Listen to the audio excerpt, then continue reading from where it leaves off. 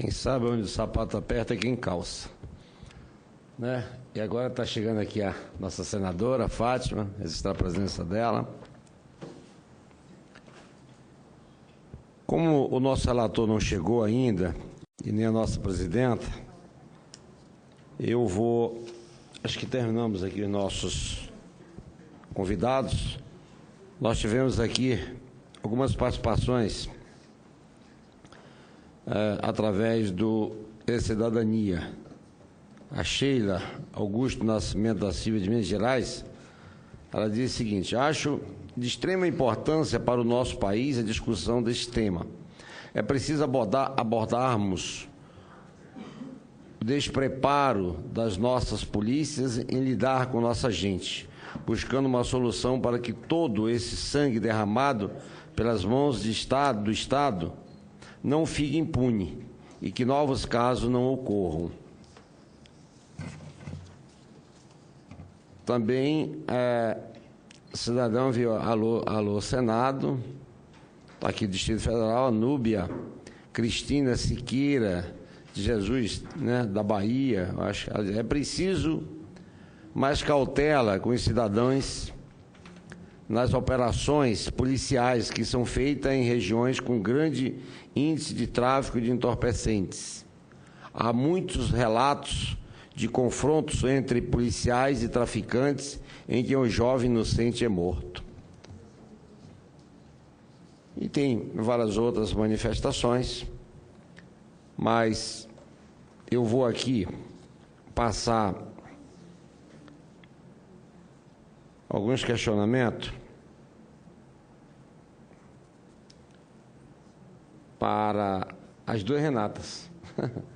Em nome do relator, Renata, para facilitar a pergunta, que elas são longas e para te memorizar, tu vai, faz a pergunta e responde, tá? Da anistia, é você. Você representa a anistia, né? Tá. Anistia? Espera um pouquinho. E para outra Renata, sobre o negócio do Igarapé aí, para o Instituto, representante do Instituto Igarapé, tá? Você pergunta, responde, em seguida a senadora também esquece de se manifestar, para ajudar aqui a gente formatar, para ajudar o nosso relator, Lindenberg, que isso tudo está sendo gravado, tá? Para ele realmente formar, por força maior, ele não pôde estar aqui presente ainda. Fica à vontade. A pergunta é: qual a maior dificuldade encontrada pela Anistia Internacional na elaboração desse relatório? Eu diria que ter acesso a determinadas informações. No Rio de Janeiro é um dos poucos estados que publica com regularidade informações estatísticas sobre homicídios decorrentes de intervenção policial. Mas, para esse relatório, a gente precisou acessar outras informações, fazer entrevistas com familiares de vítimas, testemunhas, moradores de favelas. Esse acesso à informação ele é difícil porque as pessoas, como eu relatei antes, têm medo de sofrer retaliações, têm medo de sofrer ameaças. Em Acari, em particular, a memória do assassinato da Edmeia, em 93, foi um elemento trazido por várias pessoas que falaram: não quero me tornar uma nova Edmeia, e por isso essas pessoas preferiram falar para a anistia no anonimato. E a falta de acesso aos laudos periciais. Seria fundamental ter acesso às perícias, né, aos laudos periciais do corpo, perícias da cena do crime nos casos em que houve. A gente teve acesso aos dados estatísticos, mas não tivemos acesso aos laudos periciais, e conseguimos, felizmente, entrevistar várias pessoas, mas essa é uma dificuldade encontrada. Pessoas dispostas a falarem sobre tudo aquilo que viram nos casos de homicídios decorrentes de intervenção policial é, com certeza, um grande desafio. Segunda pergunta é: em determinado trecho do relatório, encontramos a seguinte afirmação: o controle sobre a atividade policial no Brasil é frágil. Seria esse o grande gargalo na apuração de mortes praticadas pela polícia? O que falta para que o Ministério Público cumpra o papel que lhe cabe nesse controle? Acho que existem vários gargalos em relação a apuração de mortes praticadas pela polícia. Não é só a questão do controle externo da atividade policial. Eu enumerei alguns desses gargalos, né, dessas dificuldades em relação à apuração, investigação e consequente responsabilização dos casos de homicídios pela polícia. Primeiro, a alteração da cena do crime. Apesar de estar já regulamentado, né, que a polícia não pode remover o corpo, isso acontece sistematicamente. Então, a remoção do corpo pelos policiais que praticaram o homicídio, a tentativa de criminalizar a vítima alterando a cena do crime, plantando armas para forjar a resistência. Esses são alguns gargalos. Outro gargalo é a falta de mecanismo adequado de proteção a testemunhas e, aos familiares das vítimas e pessoas em risco que venham a denunciar esses casos. Isso dificulta bastante as investigações. No caso do Rio de Janeiro, em particular, acho que tem um outro gargalo, que é o tratamento diferenciado dado aos homicídios decorrentes de intervenção policial em relação aos homicídios em geral. O Rio de Janeiro tem uma divisão de homicídios para onde são encaminhados todos os casos de homicídios, mas os homicídios decorrentes de intervenção policial não são encaminhados para lá. Ficam nas delegacias distritais e as delegacias de área. Essa diferença nesse tratamento dado aos dois casos já mostra um pouco... É uma nova dificuldade, né, da investigação desses casos. Em relação ao Ministério Público, é muito importante... O Ministério Público é o órgão que tem a missão constitucional de exercer o controle externo da atividade policial. Mas aonde está dito o que é exercer esse controle externo da atividade policial, né? A lei orgânica do Ministério Público não estabelece exatamente o que é isso. O que é esse controle externo da atividade policial? Então, ele tem a missão constitucional de realizar isso, mas isso depois não está detalhado de forma clara de que forma isso deveria acontecer. Então, está sendo discutido em alguns espaços, né, a necessidade, por exemplo, da criação de comissões de controle externo da atividade policial nos ministérios públicos de cada estado. Isso é um elemento importante. A Anistia faz recomendações específicas ao MP do Rio. Uma delas é a criação de uma força-tarefa, de um grupo específico de promotores dedicados a trabalhar sobre os casos de homicídios decorrentes de intervenção policial. Como existe, por exemplo, um grupo de promotores dedicados a trabalhar sobre casos relacionados ao crime organizado. No Rio de Janeiro existe esse grupo, que é o GAECO. Isso, é o GAECO. Então, a gente recomenda, né, que seja criado um grupo nos moldes do GAECO para trabalhar especificamente os casos de homicídios praticados por policiais. Pergunta 3 é: mais adiante, afirma-se que a ilegalidade do comércio de drogas também estimula a corrupção policial. É possível dar uma nova perspectiva a essa guerra às drogas, partindo de outro ângulo de enfrentamento? Tratar o uso de drogas como problemas de saúde pública, mais do que de segurança pública, seria uma perspectiva viável no enfrentamento do problema? Como seria possível enfrentar a cultura punitiva que marca as ações do Estado em torno do assunto?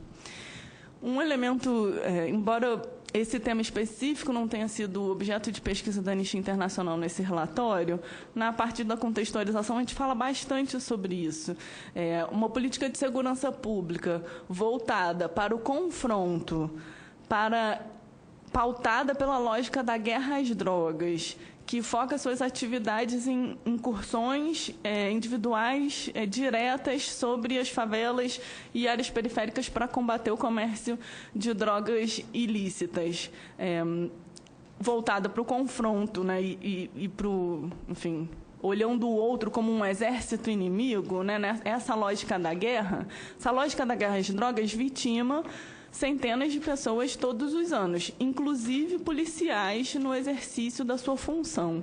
Então, o que a Anistia Internacional propõe ao trazer esse tema na contextualização do problema de homicídios causados pela polícia é que se abra esse debate. Vamos discutir uma outra política de segurança pública que esteja voltada para a valorização da vida, para a redução de homicídios, para valorização da vida, inclusive da vida do próprio policial, que também é vitimado nessa lógica do confronto e das guerras às drogas. Esse debate precisa ser feito pela sociedade. Esse modelo, historicamente, já mostrou que não só não é eficaz no combate às drogas, como também vitima centenas de pessoas todos os anos, inclusive os próprios policiais. Então, a anistia chama a sociedade para fazer esse debate. A pergunta número 4. Em relação às unidades de polícia pacificadora, UPPs, elas são compatíveis com uma política de segurança pública ampla e integrada com todas as áreas da cidade, com foco na redução de homicídios e no controle da atividade policial? Quais as experiências positivas advindas das UPPs e reproduzíveis em outros estados? Importante a gente dizer que a Anistia Internacional não fez uma avaliação específica do impacto das UPPs em todas as suas dimensões, mas teve um elemento da implementação das UPPs que é importante destacar, que foi, nas áreas onde elas foram implementadas, houve uma significativa redução dos homicídios praticados por policiais, mas essa prática não foi erradicada. O próprio relatório da Anistia Internacional traz alguns casos que foram de homicídios com fortes indícios de terem sido execuções que foram praticados por policiais das UPPs. O caso do Jonathan em Manguinhos é um deles. Também tem o caso do Amarildo, que é citado nesse relatório, né, desaparecido, torturado e desaparecido na Rocinha. Tem o caso... Além do caso do Jonathan, tem outro caso de Manguinhos, o caso do menino DG. Então, estatisticamente, a gente pode ver que nas áreas de UPP houve uma redução significativa dos homicídios praticados pela polícia em serviço. No entanto, ainda há casos graves de homicídios com indícios de execução praticados por policiais dessas áreas. O que é importante destacar é que qualquer política de segurança pública, assim como qualquer política pública, não deveria resultar em violações de direitos. Mesmo que existam avanços promovidos por essas políticas que precisam ser reconhecidos, se existem violações de direitos humanos sendo praticadas por agentes do Estado ou resultando na implementação de uma determinada política de segurança pública, a gente precisa continuar documentando isso, denunciando isso, para melhorar essas políticas públicas. Pergunta número 5. Sob a perspectiva do policial que tem um emprego com alto grau de tensão diária e aparelhamento deficiente, quais providências podem ser adotadas para melhor capacitar esse agente de segurança? Treinamento das forças policiais é fundamental, não só para garantir uma polícia que haja dentro da legalidade e que seja eficiente no seu trabalho de garantir a segurança pública, mas também para que ele próprio esteja atuando com a devida segurança e não se coloque em risco. Sob esse ponto específico, a Anistia Internacional acredita que é fundamental que as polícias adotem as diretrizes internacionais sobre o uso da força e armas de fogo e o código de conduta para os agentes responsáveis por garantir a lei. Esses dois documentos internacionais devem ser transformados, né, em manuais, materiais de treinamento e capacitação e protocolos específicos, de preferência incorporados na legislação brasileira, e são fundamentais para garantir não só uma polícia que faça o uso da força letal, ou da força em geral, apenas quando necessário e de forma proporcional, e com isso garantindo também a sua própria segurança. Essa é uma das recomendações que o relatório faz, inclusive para o Congresso Nacional, tem a ver com a incorporação na lei brasileira desses protocolos e diretrizes internacionais sobre o uso da força e armas de fogo e o Código de Conduta das Nações Unidas.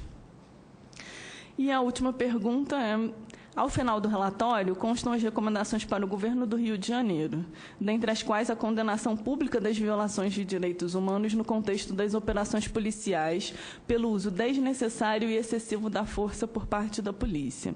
Essa recomendação, a nosso ver, opera no sentido de provocar uma mudança na percepção social quanto à inadmissibilidade dessas mortes. Ainda nesse sentido, seria importante comprometer o Estado no que tange à necessidade de preservação da cena do crime para a perícia, inclusive combinando uma sanção sempre que isso não for respeitado? Falta legislação nesse sentido? Vou separar a resposta em dois, né? São duas perguntas, na verdade. Em relação à condenação pública por parte das autoridades, isso é fundamental, na verdade.